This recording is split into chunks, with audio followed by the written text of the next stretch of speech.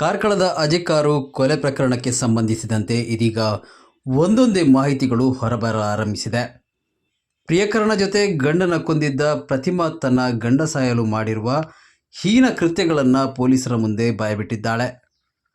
ಅಜಯ್ ಕಾರಿನಲ್ಲಿ ನಡೆದ ಬಾಲಕೃಷ್ಣ ಅವರ ಹತ್ಯೆ ಪ್ರಕರಣಕ್ಕೆ ಸಂಬಂಧಿಸಿದಂತೆ ಅರೆಸ್ಟ್ ಆಗಿರುವ ಬಾಲಕೃಷ್ಣ ಅವರ ಪತ್ನಿ ಪ್ರತಿಮಾಳನ್ನು ಪೊಲೀಸರು ವಿಚಾರಣೆ ನಡೆಸುತ್ತಿದ್ದಾರೆ. ಅಜಯ್ ಕಾರು ಠಾಣಾ ಪೊಲೀಸರ ವಿಚಾರಣೆ ವೇಳೆ ಆರೋಪಿ ಪ್ರತಿಮಾ ಪತಿ ಬಾಲಕೃಷ್ಣ ಅವರನ್ನು ಹತ್ಯೆ ಮಾಡಿದ್ದು ಹೇಗೆ ಎಂಬುದನ್ನು ಎಳೆ ಎಳೆಯಾಗಿ ಬಿಚ್ಚಿಟ್ಟಿದ್ದಾಳೆ.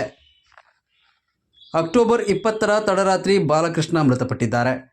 ಸಾವಿಗೂ ಮುನ್ನ ಕಳೆದ 25 ದಿನಗಳಿಂದ ಜ್ವರ ವಾಂತಿಯಿಂದ ಬಳಲುತ್ತಿದ್ದರು.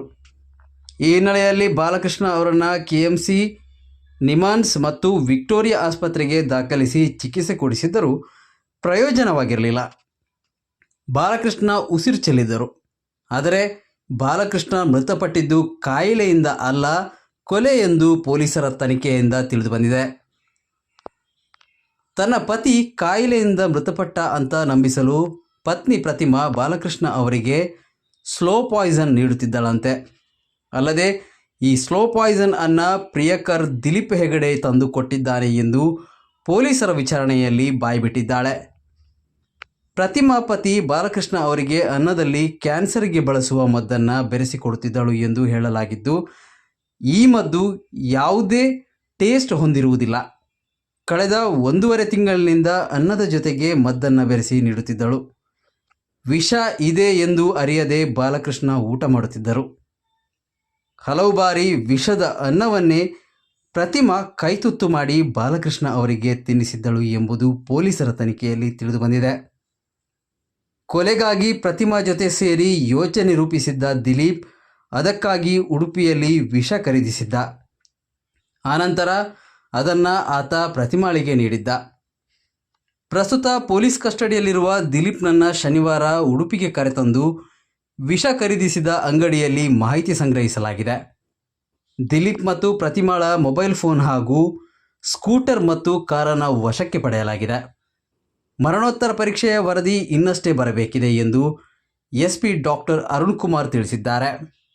ಅಲ್ಲದೆ ಗಂಡನ ಕೊಲೆ ಮಾಡಲು ಪಕ್ಕಾ ಪ್ಲ್ಯಾನ್ ಮಾಡಿದ ಪ್ರತಿಮಾ ಇದಕ್ಕಾಗಿ ರಾತ್ರಿ ಇಡೀ ಜಾಗರಣೆ ಕುಳಿತಿದ್ದಳು. ಆದರೆ ಅದೇ ಪತ್ನಿ ತನ್ನ ಪತಿ ಆಸ್ಪತ್ರೆಯಲ್ಲಿದ್ದಾಗ ಅವರ ಆರೈಕೆಗೆ ಗಮನವೇ ನೀಡುತ್ತಿರಲಿಲ್ಲ ಎಂಬ ಅಂಶ ಗೊತ್ತಾಗಿದೆ. ಆಸ್ಪತ್ರೆಯಲ್ಲಿ ಬಾಲಕೃಷ್ಣ ಅವರ ಚಿಕ್ಕಮ್ಮನೇ ಎಲ್ಲವನ್ನ ನೋಡಿಕೊಳ್ಳುತ್ತಿದ್ದರು. ಪ್ರತಿಮಾ ಆಸ್ಪತ್ರೆಯಿಂದ ಬೆಳಗ್ಗೆ ಹೋದರೆ ಕೆಲವೊಮ್ಮೆ ಮಧ್ಯಾಹ್ನದ ವೇಳೆಗೆ, ಮತ್ತೆ ಕೆಲವೊಮ್ಮೆ ಸಂಜೆಯೂ ಬಂದದ್ದು ಇದೆ ಎಂದು ಚಿಕ್ಕಮ್ಮ ತಿಳಿಸಿದ್ದಾರೆ. ಆಸ್ಪತ್ರೆಯಲ್ಲಿದ್ದಾಗಲೂ ಇಡೀ ದಿನ ಫೋನ್ನಲ್ಲಿ ಮಾತನಾಡುತ್ತಾ ಅಥವಾ ಚಾಟ್ ಮಾಡುತ್ತಾ ಇರುತ್ತಿದ್ದರು. ರಾತ್ರಿ ಸ್ವಲ್ಪ ಹೊತ್ತು ಫೋನ್ನಲ್ಲಿ ಇದ್ದು ಅನಂತರ ಮಲಗುತ್ತಿದ್ದಳು. ರಾತ್ರಿ ಬಾಲಕೃಷ್ಣ ಅವರ ಆರೈಕೆಯನ್ನು ಚಿಕ್ಕಮ್ಮನೇ ಮಾಡುತ್ತಿದ್ದರು ಎಂಬ ಅಂಶ ಗೊತ್ತಾಗಿದೆ. ಆದರೆ ಅದೇ ಪ್ರತಿಮಾ ತನ್ನ ಪತಿಯನ್ನು ಅಕ್ಟೋಬರ್ 19ರಂದು ಮನೆಗೆ ಕರೆದುಕೊಂಡು ಬಂದ ದಿನ ಮುಂಜಾವದವರೆಗೂ ಜಾಗರಣೆ ಕುಳಿತು ಪ್ರಿಯಕರನನ್ನು ಕರೆಸಿ ಕೊಲೆ ಮಾಡಿದ್ದಳು. ಕರಿಮನಿ ಮಾಲೀಕನನ್ನು ಕೊಂದ ರೀಲ್ಸ್ ರಾಣಿ ಪ್ರತಿಮಾ ಇದೀಗ ಜೈಲು ಸೇರಿದ್ದಾಳೆ. ಕೊಲೆ ಕೃತ್ಯದಲ್ಲಿ ಪ್ರಮುಖ ಪಾತ್ರ ವಹಿಸಿದ ಆಕೆಯ ಪ್ರೇಮಿ ದಿಲೀಪ್ ಹೆಗಡೆಯನ್ನು ಪೊಲೀಸ್ ಕಸ್ಟಡಿಯಲ್ಲಿದ್ದಾನೆ.